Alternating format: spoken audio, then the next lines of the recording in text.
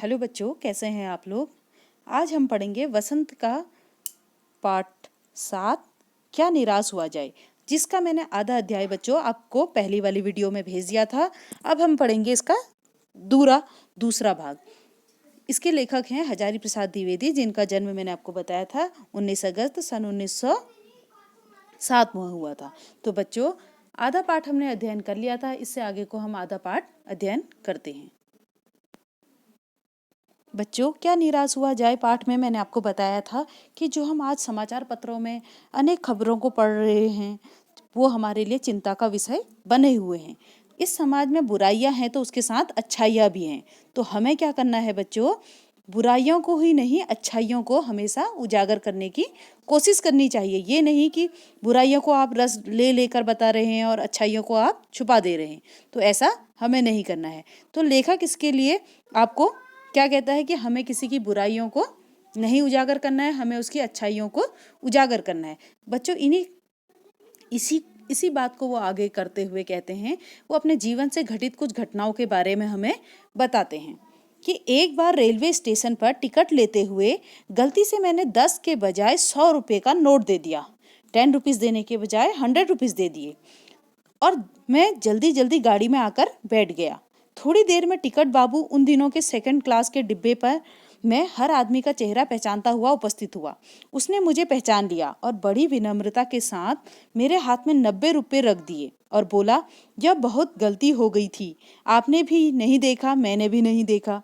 उसके चेहरे पर एक विचित्र संतोष की गरिमा थी। मैं चकित रह गया। अब लेखक उसकी ईमानदारी की बात करते हैं कि लेखक ने भी ध्यान नहीं दिया और उस टिकट बाबू ने भी ध्यान नहीं दिया। अगर वो चाहता तो वो पैसों को अपने पास रख सकता था, लेकिन उसको, जो टिकट बाबू था, उसको बड़ा ही संतोष हो रहा था कि उसने आज अपनी ईमानदारी के साथ उन पैसों को वापस कर दिया।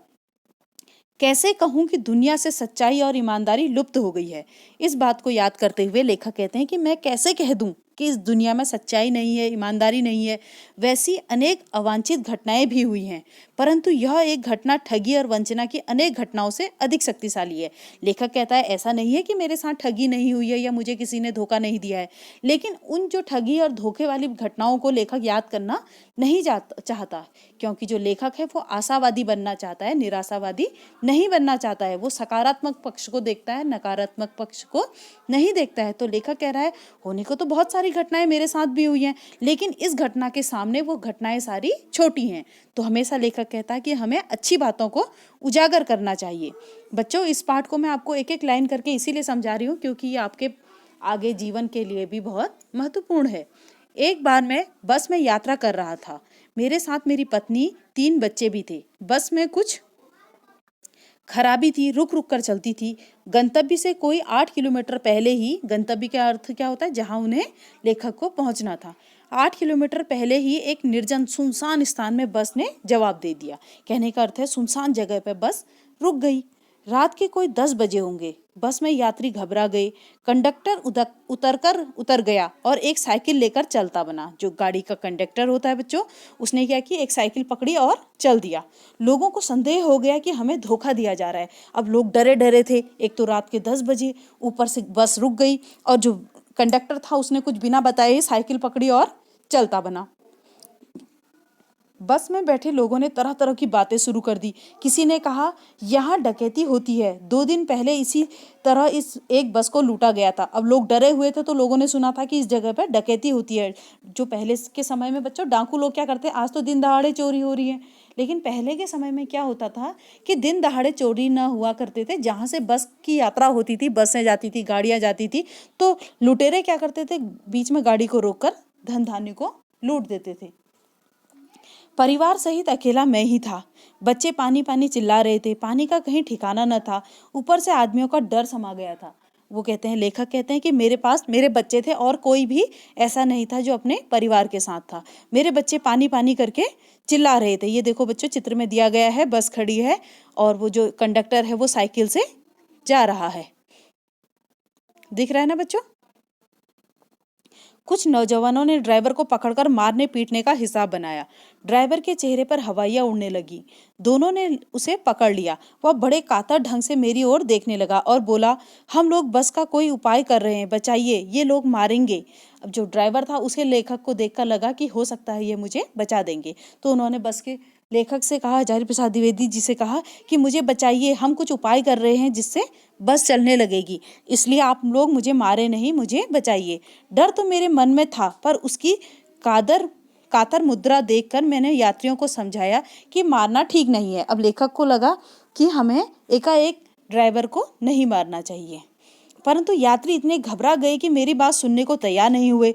लेखक कहते हैं कि यात्री इतने घबराए हुए थे कि मेरी बात सुनने को कोई भी तैयार नहीं था। कहने लगे, इसकी बातों में मत आइए, धोखा दे रहा है, कंडक्टर को पहले ही डाकुओं के यहाँ भेज दिया है। अब सभी को लगने लगा कि कंडक्टर डाकुओं के पास गया है, कि हमने बस को रोक दिया है। मैं भी बहुत भयभीत था, पर ड्राइवर को किसी तरह मारपीट से बचाया। 1.5-2 घंटे बीत गए। मेरे बच्चे भोजन और पानी के लिए व्याकुल थे। मेरी और पत्नी की हालत और बुरी थी। मेरी और पत्नी की हालत जो थी वो और भी बुरी थी। लोगों ने ड्राइवर को मारा तो नहीं, पर उसे बस से उतारकर एक जगह घेर कर रखा। कोई भी दुर्घटना होती है तो पहले ड्राइवर को समाप्त कर देना उन्हें उचित जान पड़ा। उन्हें लगा कि अगर कोई भी दुर्घटना हमारे साथ घटित होती है तो सबसे पहले हम ड्राइवर को मार देंगे। मेरे गिड़गिड़ाने का कोई विशेष असर नहीं पड़ा। इसी समय क्या देखता हूँ कि एक खाली बस चली आ रही है और उस पर हमारा बस कंडक्टर भी बैठा हुआ है। उसने आते ही कहा, अड्डे से नई बस लाया हूँ, इस बस पर बैठिए। वह बस चलाने लायक नहीं है। फिर मेरे पास एक लोटे में पानी और थोड़ा सा दूध लेकर आया और बोला, पंडित जी, बच्चों का रोना मुझसे देखा नहीं गया, वही दूध मिल गया, थोड़ा लेता आया। यात्रियों में फिर जान में जान आ गई। सबने उन्हें धन्यवाद दिया। ड्राइवर से माफी मांगी और 12 बजे से पहले ही सब लोग बस अड्डे पहुंच गए। कैसे कहूं कि मनुष्यता एकदम समाप्त हो गई है। अब लेखक ने एक घटना पहले बताई, टिकट बाबू ने जो पैसे दिए थे, दूसरी घटना ये बता दी। अब लेखक कह रहा है कि मैं कैसे कह दूं कि मनुष्यता एक समाप्त हो गई है, कैसे कहूं कि लोगों में दया माया रह ही नहीं गई है, क्योंकि वो कंडक्टर रात के 10 बजे भी उनके बच्चों के लिए दूध लाता है। जीवन में जाने कितनी ऐसी घटनाएं हुई हैं जिन्हें मैं भूल नहीं सकता। अब लेखक क्या कहता है, लेखक आशावादी है ना बच्चों, तो वो क्या कह रहा है कि मुझे हमेशा अच्छी घटनाएं याद रहती, जो बुरी घटनाएं हुई थी वो मैं भूल गया। और देखो रस लेकर वो अपने साथ घटित अच्छी घटनाओं को बता रहा है। तो लेखक हमसे यही उम्मीद करता है कि हमें भी ऐसी ही घटनाओं को बार बार उजागर करना चाहिए, जिसमें ईमानदारी हो, सच्चाई हो, मनुष्यता हो। ऐसी घटनाओं को हमें बता देना चाहिए। ठगा भी गया हूँ, धोखा भी खाया है, परंतु बहुत से कम स्थलों पर विश्वासघात नाम की चीज मिलती है। वो कह रहे हैं कि मेरे साथ धोखा भी हुआ है, ठगा भी गया हूँ, लेकिन विश्वासघात बहुत कम लोग करते हैं, धोखा बहुत कम लोग देते हैं, अच्छे लोग अधिक हैं। केवल उन्हीं बातों का हिसाब रखो जिनमें धोखा खाया है, तो जीवन कष्टकर हो जाएगा। अगर हम बुरी बातों को बार बार याद करेंगे तो हमारा जीवन कष्टकर होगा। अगर हम अच्छी बातों को याद करेंगे तो हमारा जीवन क्या होगा, अच्छा बीतेगा। परंतु ऐसी घटनाएं भी बहुत कम नहीं है जब लोगों ने अकारण सहायता की है। ये आपका बच्चों प्रश्न भी आएगा, तो इसलिए इन पंक्तियों को ध्यान से पढ़िए। निराश मन को ढांढस दिया है और हिम्मत बधाइए। कविवर रविंद्रनाथ ठाकुर ने अपने प्रार्थना गीत में भगवान से प्रार्थना की थी कि संसार में केवल नुकसान ही उठाना पड़े, धोखा ही खाना पड़े, तो ऐसे अवसरों पर भी हे प्रभु मुझे ऐसी शक्ति दो कि मैं तुम्हारे ऊपर संदेह न करूं। कहने का अर्थ है कि अगर हमारे साथ कभी कभी ऐसा होता है कि कोई व्यक्ति हमें धोखा देता है, तो उस समय हमें अपने ईश्वर पर विश्वास बनाए रखना चाहिए। ये नहीं कि ईश्वर तू अच्छा नहीं है, तूने मेरे साथ इतना बुरा कर दिया। बच्चों, कर्म करोगे तो कभी आपके साथ बुरा नहीं होगा, अच्छे कर्म। मनुष्य की बनाई विधियां गलत नतीजे तक पहुंच रही हैं, तो इन्हें बदलना होगा। वस्तुतः आए दिन इन्हें बदला ही जा रहा है, लेकिन अब भी आशा की ज्योति बुझी नहीं है। महान भारतवर्ष को पाने की संभावना बनी हुई है, बनी रहेगी। मेरे मन निराश होने की जरूरत नहीं है। लेखक क्या है बच्चों, आशावादी दृष्टिकोण के हैं, तो वो कहते हैं कि हमें अपने मन को निराश नहीं करना चाहिए। हमें अच्छी अच्छी बातें याद रखनी चाहिए, लोगों की अच्छाइयों को उजागर करना चाहिए। तो बच्चों, इसी के साथ आपका ये पाठ समाप्त होता है। अगले पाठ के साथ फिर मिलते हैं। धन्यवाद। आशा करती हूँ कि आपको ये पाठ समझ में आया होगा।